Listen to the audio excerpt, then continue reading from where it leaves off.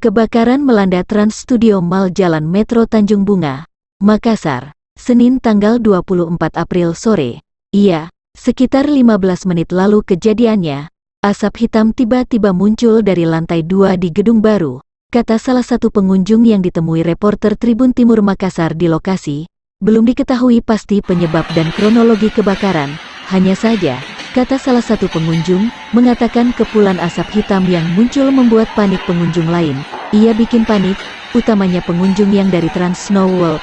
Ujarnya sekedar diketahui, Trans Snow World merupakan wahana main salju yang baru diluncurkan Trans Studio Mall. Akibat kebakaran di Mall Trans Studio Makassar ini, akses ke lokasi juga macet total. Manajemen mall dan pihak terkait belum melansir penyebab kebakaran.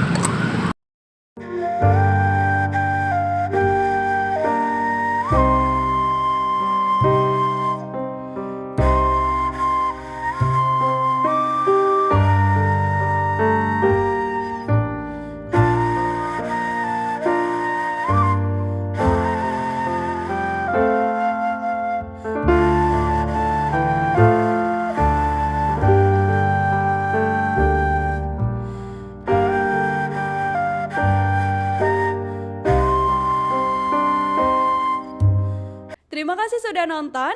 Jangan lupa like, subscribe, dan share ya.